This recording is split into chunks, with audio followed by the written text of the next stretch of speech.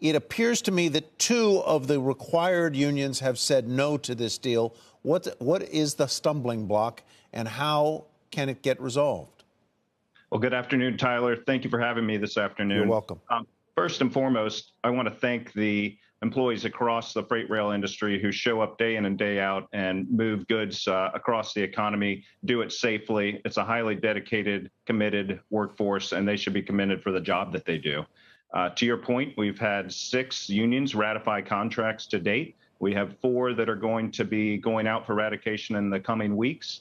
And we have 2 that initially did not ratify, but we're working on a path forward to ensure that we do not have a work stoppage, and that, most importantly, our employees get the well-deserved pay increases and top-tier health care that the package offers. Can you tell us what the sticking points are with those 2 unions that have voted down? I assume they may be similar or they may be different.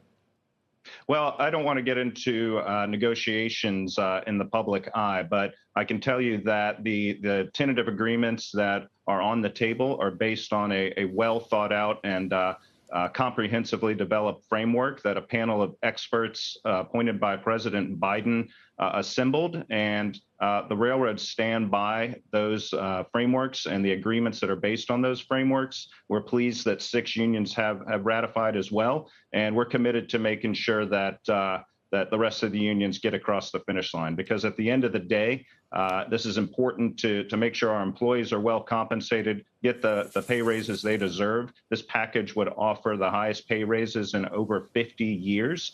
And most importantly, we need to keep the economy moving. All stakeholders are focused on ensuring continuity in the rail system and making sure we're continuing to support the economy. Committed to a solution is one thing. Hopeful would be another. Are you hopeful?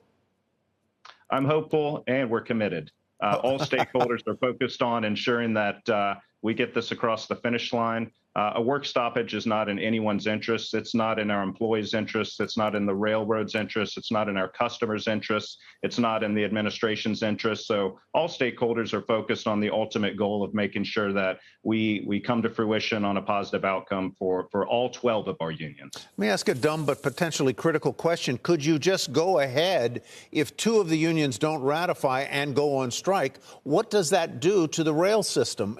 Could you work through it without them or not?